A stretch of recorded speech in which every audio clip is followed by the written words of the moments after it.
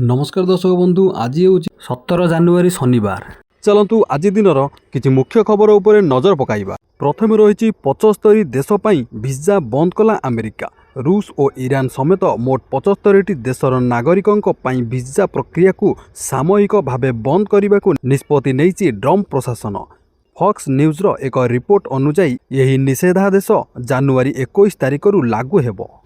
परवर्ती खबर आज आरंभ 19 वर्षरु कम दिनिकिया विश्वकप्र 16 संस्करण। यही 16 दलीय प्रतियोगिता 23 दिन धरी चलवाकू थिबा बेले मोट 41 मैच जिम्बाब्वे और नामीबियार 5टी स्थान रे खेला जिवो। उद्घाटनी मुकाबिला रे आज भारत यूएसए टक्कर। यही मैच जिम्बाब्वे रो बुलावाओ रे खेला जिवो।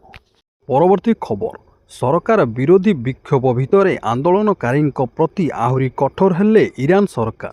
खामेनेई सरकार विरुद्ध रे जो माने रास्ता को ओह्लाई गिरफ होइछंती सेमानंकु तुरंत दंड देबाकू निर्देश देइछंती देशर सर्वोच्च न्यायालय। आउ हत्या करिथिबा विक्षोभकारी को मृत्युदंड पई भी चेतावनी दिया जाइछि। परवर्ती खबर आरबीआई रे बंपर नियुक्ति। दशम पास करथिले मासकू दरमा 46,000। आपण चाकरी खोजुछंती कि दशम पास करिथिबा पिलांको पई बंपर ऑफर मिलिबो मोटा अंकर दरमा। आजिकाली चाकरी खंडे पाइबा बहुत कष्ट होइथिबा बेले दशम पास युवक युवतींको पई भारतीय रिजर्व बैंक आनिछि सुवर्ण सुजोग। आरबीआई 572टी ऑफिस अटेंडेंट पदवी पई विज्ञप्ति 2026 जारी करिछि। चयन प्रक्रिया ऑनलाइन परीक्षा एवं भाषा दक्षता परीक्षा माध्यम रे हेबो। यही पदवी पाई सर्वनिम्न शिक्षागत योग्यता दशम पास होइथिबा आवश्यक।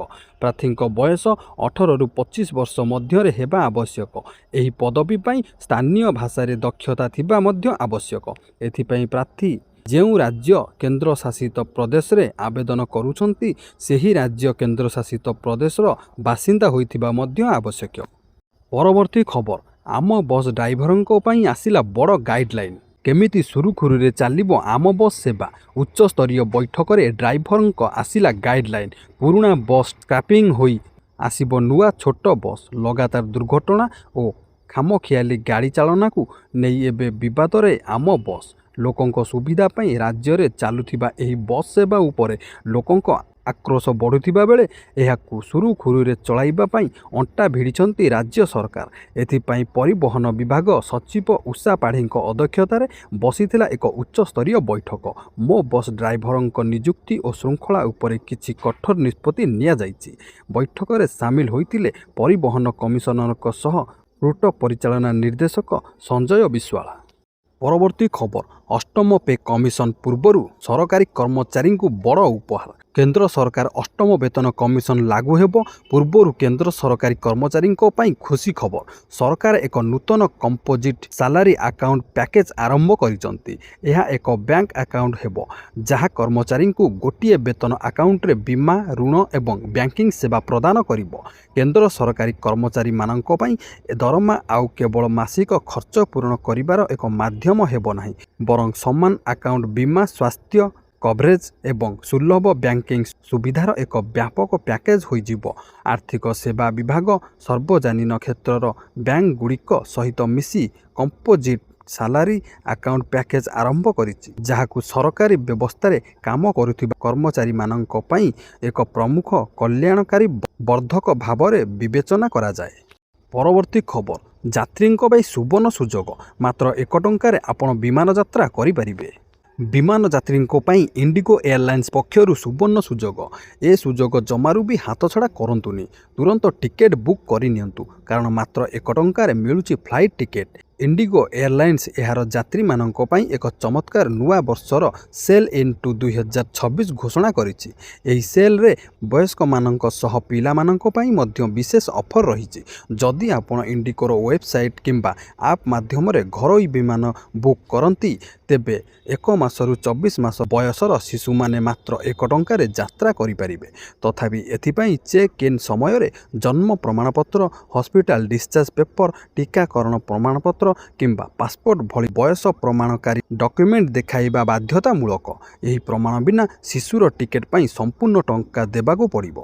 परवर्ती खबर ରାଜ୍ୟରେ ପୁଣି ଲେଉଟିବ ଶୀତ। ବିଭିନ୍ନ ସହରରେ ପାରଦ 3ରୁ 4 ଡିଗ୍ରୀ ପର୍ଯ୍ୟନ୍ତ ହ୍ରାସ ପାଇଥିବା ବେଳେ ଆଗାମୀ ଦିନରେ ତାପମାତ୍ରା ଆହୁରି ନିମ୍ନଗାମୀ ହୋଇ ଶୀତ ଆହୁରି ବଢ଼ିବ ବୋଲି ଆଞ୍ଚଳିକ ପାଣିପାଗ ବିଜ୍ଞାନ କେନ୍ଦ୍ର ପୂର୍ବାନୁମାନ କରିଛି। ଏଭଳି ସ୍ଥିତିରେ ରାଜ୍ୟରେ 17 ତାରିଖ ଯାଏଁ ଶୀତ ଜାରି ରହିବ। ହେଲେ ପଶ୍ଚିମା ଝଡ଼ ପ୍ରଭାବରେ 18 ତାରିଖରୁ ତାପମାତ୍ରା ବୃଦ୍ଧି ଘଟି ଶୀତରେ ବ୍ରେକ୍ ଲାଗିବା ସମ୍ଭାବନା ରହିଛି। ପରବର୍ତ୍ତୀ ଖବର, ମିଛ ବିଜ୍ଞାପନ ଫସିଲେ ସଲମାନ ଓ ହ୍ରିତିକ, ଖାଉଟି ଅଦାଲତରେ ମାମଲା। ବଲିଉଡ୍ ସେଲିବ୍ରିଟିଙ୍କ ନାମରେ ମାମଲା ଜାରି। କଳାହାଣ୍ଡି ଖାଉଟି ଅଦାଲତରେ ବଲିଉଡ୍ ଅଭିନେତା ସଲମାନ ଖାନ ଓ ହ୍ରିତିକ ରୋଶନଙ୍କ ନାଁରେ ମାମଲା ରୁଜୁ ହୋଇଥିବା ସୂଚନା ମିଳିଛି। ଏହାର ପ୍ରଥମ ଶୁଣାଣି ହୋଇଥିବା ବେଳେ ଜାନୁଆରୀ 19ରେ ଦ୍ୱିତୀୟ ଶୁଣାଣି ହେବ ବୋଲି ସୂଚନା ମିଳିଛି। କଳାହାଣ୍ଡି ଖାଉଟି ଅଦାଲତରେ ମୃଦୁ ପାନୀୟ ମାଉଣ୍ଟେନ୍ ଡିଉ ବିଜ୍ଞାପନକୁ ନେଇ ଫିଲ୍ମ ଅଭିନେତା ସଲମାନ ଖାନ, ହ୍ରିତିକ ରୋଶନ, ପେପସିକୋ ବିଜ୍ଞାପନ କାଉନସିଲ ବିରୁଦ୍ଧରେ ମାମଲା ରୁଜୁ ହୋଇଛି। ପରବର୍ତ୍ତୀ ଖବର, ଅଶ୍ଳୀଳ ନାଚ ପାଇଁ ଗିରଫ ହେବେ ନିଶା ମହାରଣା। ଭୁବନେଶ୍ୱରରେ ଖୋଜୁଛି ପୋଲିସ। ବନ୍ଧା ହୋଇପାରନ୍ତି ଆଇଟମ ଗାର୍ଲ ନିଶା ମହାରଣା। ଅଶ୍ଳୀଳ ନୃତ୍ୟ ପାଇଁ ଫସିଯିବେ କି ନିଶା ମହାରଣା? ସୂଚନା ଅନୁସାରେ ଗତ 5 ଦିନ ତଳେ ବଲାଙ୍ଗୀର ଜିଲ୍ଲାକୁ ଆସି ଅଶ୍ଳୀଳ ନୃତ୍ୟ ପରିବେଷଣ କରିଥିଲେ ନିଶା। ଏହି ଘଟଣାର ସଦର ଥାନା ପୋଲିସ ଆୟୋଜକ କମିଟି 2 ଜଣଙ୍କୁ ଅଟକ ରଖିଛି। ସେହିପରି ପୋଲିସର ଗୋଟିଏ ଟିମ୍ ଭୁବନେଶ୍ୱର ଆସି ନିଶା ମହାରଣାକୁ ଖୋଜାଖୋଜି କରୁଥିବାର ସୂଚନା ମିଳିଛି।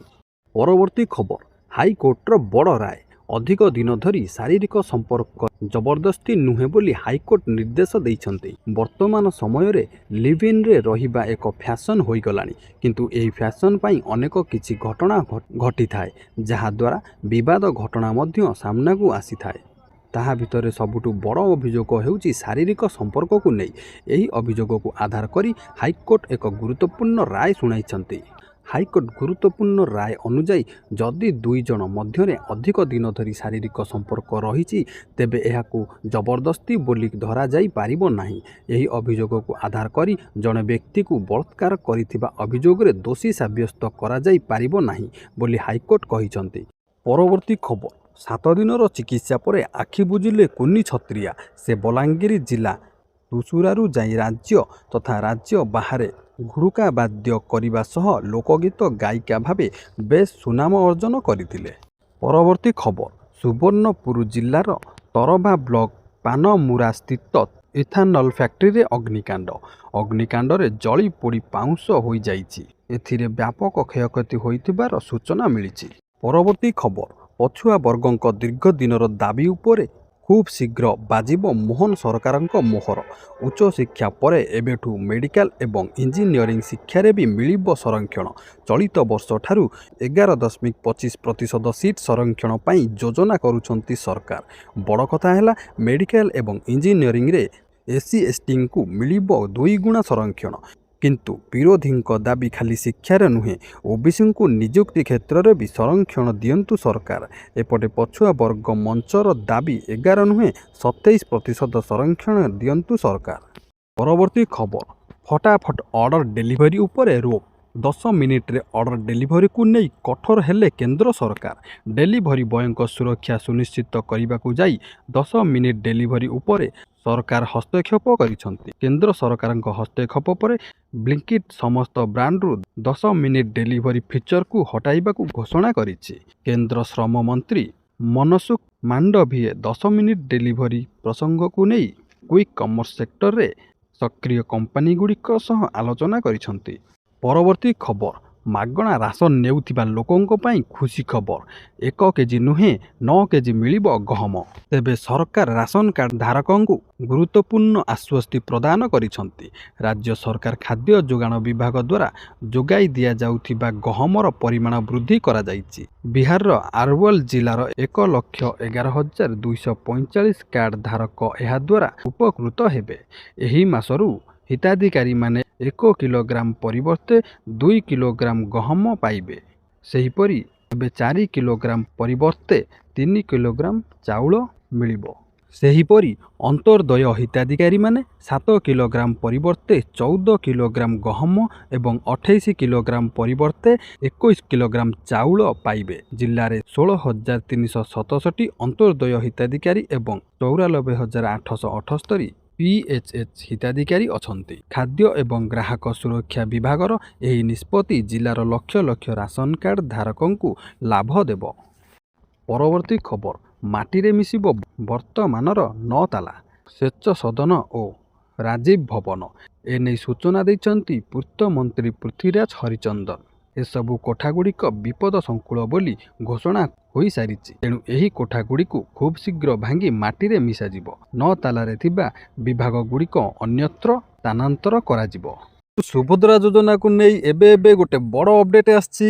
ଶ୍ରୀମତୀ ପ୍ରଭାତୀ ପରିଡ଼ା ସୁଭଦ୍ରା ଯୋଜନାର ନୂଆ ହିତାଧିକାରୀମାନଙ୍କୁ ନେଇ ଆଜି ଗୋଟେ ବଡ଼ ଆନାଉନ୍ସ କରିଛନ୍ତି।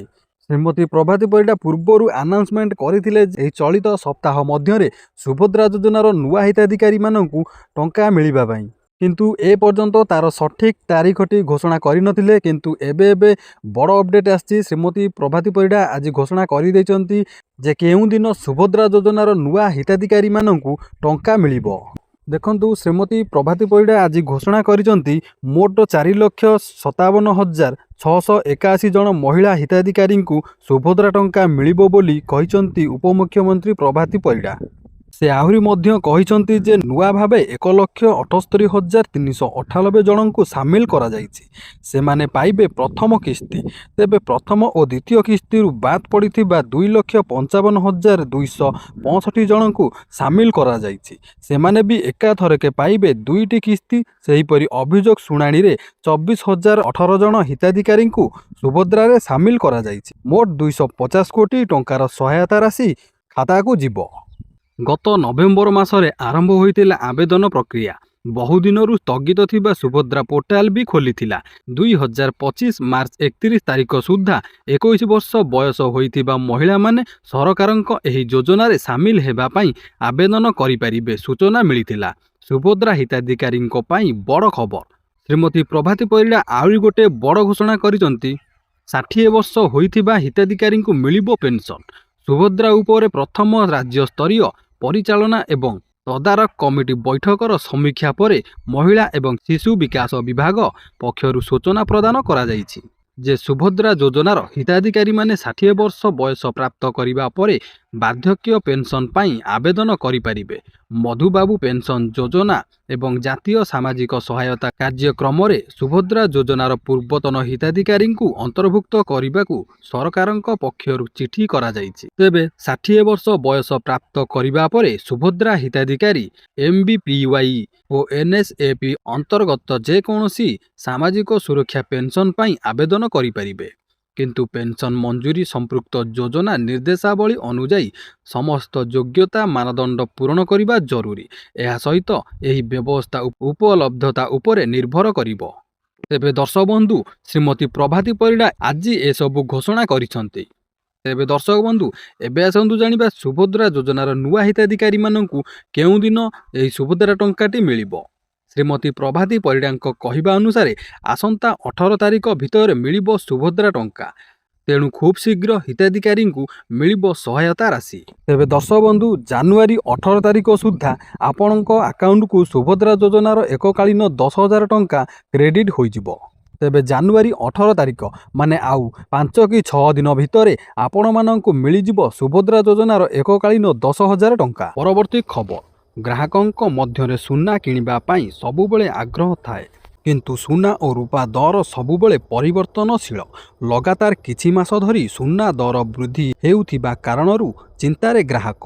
ଆଜି ମଧ୍ୟ ସୁନା ଓ ରୂପା ଦରରେ ପରିବର୍ତ୍ତନ ହୋଇଛି। କିଣିବା ପୂର୍ବରୁ ପ୍ରଥମେ ଏହି ମୂଲ୍ୟବାନ ଧାତୁର ଦର ଜାଣି ନିଅନ୍ତୁ। ଗତକାଲି ଭୁବନେଶ୍ୱରରେ 24 କ୍ୟାରେଟ୍ ସୁନା ଦର 10 ଗ୍ରାମ ପିଛା 1,40,460 ଟଙ୍କା ଥିବାବେଳେ ଆଜି 1,690 ଟଙ୍କା ବଢ଼ି 1,42,150 ଟଙ୍କା ହୋଇଛି। ସେହିପରି ଗତକାଲି 22 କ୍ୟାରେଟ୍ ସୁନା ଦର 10 ଗ୍ରାମ ପିଛା 1,28,750 ଟଙ୍କା ଥିବାବେଳେ ଆଜି 1,550 ଟଙ୍କା ବୃଦ୍ଧି ଘଟି 1,30,300 ଟଙ୍କା ହୋଇଛି। ଗତକାଲି 18 କ୍ୟାରେଟ୍ ସୁନା ଦର 10 ଗ୍ରାମ ପିଛା 1,05,340 ଟଙ୍କା ଥିବାବେଳେ ଆଜି 1,270 ଟଙ୍କା ବଢ଼ି 1,06,610 ଟଙ୍କା ହୋଇଛି। ଅନ୍ୟପଟେ ରୂପା ଦର ମଧ୍ୟ ଅହେତୁକ ବୃଦ୍ଧି ପାଇଛି। ସୁନା ସହ ତାଳ ଦେଇ ରୂପା ବଢ଼ିବାରେ ଲାଗିଛି। ଗତକାଲି ଭୁବନେଶ୍ୱରରେ 1 କିଲୋଗ୍ରାମ ପିଛା 2,75,000 ଟଙ୍କା ଥିବାବେଳେ ଆଜି ଏକାଥରକେ 12,000 ଟଙ୍କା ବଢ଼ିଯାଇଛି, ଯାହାଫଳରେ ରୂପା ଦର 2,87,000 ଟଙ୍କାରେ ପହଞ୍ଚିଛି। ପରବର୍ତ୍ତୀ ଖବର, ଅନଲାଇନ୍ ଟିକେଟ୍ ବୁକିଂରେ ଆଉ ହେବନି ଅସୁବିଧା। ଭାରତୀୟ ରେଳବାଇ ଅନଲାଇନ୍ ଟିକେଟ୍ ବୁକିଂ ସମ୍ପର୍କରେ ଏକ ବଡ଼ ପରିବର୍ତ୍ତନ କରିଛନ୍ତି, ଯାହା ସାଧାରଣ ଯାତ୍ରୀଙ୍କୁ ସିଧାସଳଖ ଲାଭ ଦେବ। ଇ-ଟିକେଟିଂ ପ୍ରକ୍ରିୟାରେ ଲାଗି ରହିଥିବା ଅସୁବିଧା, ଧୀର ସର୍ଭର ଏବଂ ଦଲାଲଙ୍କ ହସ୍ତକ୍ଷେପକୁ କମ୍ କରିବା ପାଇଁ ରେଳବାଇ ବୁକିଂ ସମୟରେ ଗୁରୁତ୍ୱପୂର୍ଣ୍ଣ ପରିବର୍ତ୍ତନ କରିଛି। ଜାନୁଆରୀ 12 ତାରିଖରୁ ଅର୍ଥାତ୍ କାଲିଠୁ ଏହି ନିୟମ ଲାଗୁ ହୋଇଛି। ଏହି ନୂଆ ନିୟମ ଲକ୍ଷ୍ୟ ରେଳ ଯାତ୍ରୀଙ୍କ ପାଇଁ ଟିକେଟ୍ ବୁକିଂ ସହଜ କରିବ। ପରବର୍ତ୍ତୀ ଖବର, କେନ୍ଦ୍ରୀୟ କର୍ମଚାରୀଙ୍କ ପାଇଁ ବଡ଼ ଖୁସି ଖବର, ବଢ଼ିବ ମହଙ୍ଗା ଭତ୍ତା। ଅଷ୍ଟମ ବେତନ ବାବଦରେ ମାସ ଆରମ୍ଭରୁ ଚର୍ଚ୍ଚା ଚାଲିଛି। ତଥାପି ଅଷ୍ଟମ ବେତନ କମିଶନ କେବେ ଲାଗୁ ହେବ ତାହା ଏପର୍ଯ୍ୟନ୍ତ ସ୍ଥିର ହୋଇନାହିଁ। ଏହି ଆଲୋଚନା ମଧ୍ୟରେ କେନ୍ଦ୍ର ସରକାରୀ କର୍ମଚାରୀଙ୍କ ପାଇଁ ଏକ ଖୁସି ଖବର ଆସିଛି। ତାହା ହେଉଛି ଡିଏ ବଢ଼ିବା ସମ୍ପର୍କରେ। କେନ୍ଦ୍ର ସରକାରୀ କର୍ମଚାରୀ ଏବଂ ପେନ୍ସନଭୋଗୀମାନେ ଜାନୁଆରୀରେ ଏକ ଗୁରୁତ୍ୱପୂର୍ଣ୍ଣ ଦରମା ଏବଂ ପେନ୍ସନ୍ ବୃଦ୍ଧି ପାଇପାରନ୍ତି, ଯେଉଁଥିରେ ମହଙ୍ଗା ଭତ୍ତା ବା ଡିଏ ଏବଂ ମହଙ୍ଗା ସହାୟତା ବା ଡିଆର୍ ବୃଦ୍ଧି ଅନ୍ତର୍ଭୁକ୍ତ ହୋଇପାରେ। କେନ୍ଦ୍ର ଶ୍ରମ ଏବଂ ନିଯୁକ୍ତି ମନ୍ତ୍ରାଳୟ ନଭେମ୍ବର 2025 ପାଇଁ all India consumer price index ପ୍ରକାଶ କରିଛି। ସୂଚକାଙ୍କ 148.2 ଥିଲା। ପରବର୍ତ୍ତୀ ଖବର, ସମ୍ବଲପୁରକୁ ମୁଖ୍ୟମନ୍ତ୍ରୀ ମୋହନ ଚରଣ ମାଝୀଙ୍କର ବଡ଼ ଭେଟି। ଜିଲ୍ଲାର ବିକାଶ ପାଇଁ ପ୍ରାୟ 948 କୋଟି ଟଙ୍କା ମୂଲ୍ୟର 25ଟି ଉନ୍ନୟନମୂଳକ ପ୍ରକଳ୍ପର ଉଦ୍ଘାଟନ ଓ ଭିତ୍ତିପ୍ରସ୍ତର ସ୍ଥାପନ କରିଛନ୍ତି ମୁଖ୍ୟମନ୍ତ୍ରୀ ମୋହନ ଚରଣ ମାଝୀ। 57 କୋଟିରୁ ଉର୍ଦ୍ଧ୍ୱ ମୂଲ୍ୟର 14ଟି ପ୍ରକଳ୍ପର ଉଦ୍ଘାଟନ କରିଛନ୍ତି। 890 କୋଟିରୁ ଉର୍ଦ୍ଧ୍ୱ ଟଙ୍କା ମୂଲ୍ୟର 11ଟି ପ୍ରକଳ୍ପ ପାଇଁ ଭିତ୍ତିପ୍ରସ୍ତର ସ୍ଥାପନ କରିଛନ୍ତି ମୁଖ୍ୟମନ୍ତ୍ରୀ। ଏଥିରେ ଜିଲ୍ଲାର ଉନ୍ନତିମୂଳକ ପ୍ରକଳ୍ପ ମଧ୍ୟରେ ସଡ଼କ ନିର୍ମାଣ, ସେତୁ ନିର୍ମାଣ, ସ୍ୱାସ୍ଥ୍ୟ ଭିତ୍ତିଭୂମି, ଗୋଦାମ ଗୃହ, ଅଟଳ ବସ୍ଷ୍ଟାଣ୍ଡ, ଛାତ୍ରୀ ନିବାସ, ପର୍ଯ୍ୟଟନ ବିକାଶ, ପାନୀୟ ଜଳ ଭଳି ଅନ୍ୟାନ୍ୟ ଉନ୍ନୟନ ପ୍ରକଳ୍ପ ରହିଛି। ଏହି ଅବସରରେ ମୁଖ୍ୟମନ୍ତ୍ରୀ କହିଛନ୍ତି, ସମ୍ବଲପୁରର ବିକାଶ ପାଇଁ ସରକାର ପ୍ରତିଶ୍ରୁତିବଦ୍ଧ। ଏହା ସହ ମା ସମ୍ବଲେଶ୍ୱରୀ ମନ୍ଦିରର ବିକାଶ ପାଇଁ 316 କୋଟି ଟଙ୍କା ଘୋଷଣା ସହ ରିଭର ଫ୍ରଣ୍ଟ ଡେଭଲପମେଣ୍ଟ କାମ 2ଟି ପର୍ଯ୍ୟାୟରେ କାର୍ଯ୍ୟକାରୀ ହେଉଛି। ତେବେ ଦର୍ଶକ ବନ୍ଧୁ, ଯଦି ଆପଣମାନେ ନୂଆ କରି ଚ୍ୟାନେଲକୁ ଆସିଛନ୍ତି, ଚ୍ୟାନେଲକୁ ସବସ୍କ୍ରାଇବ୍ କରି ପାଖରେ ଥିବା ବେଲ୍ ଆଇକନକୁ ପ୍ରେସ୍ କରନ୍ତୁ, ଯାହାଦ୍ୱାରା ଅପଲୋଡ଼ ହେଉଥିବା ଭିଡ଼ିଓ ଗୁଡ଼ିକ ସର୍ବପ୍ରଥମେ ଆପଣମାନେ ଦେଖିପାରିବେ।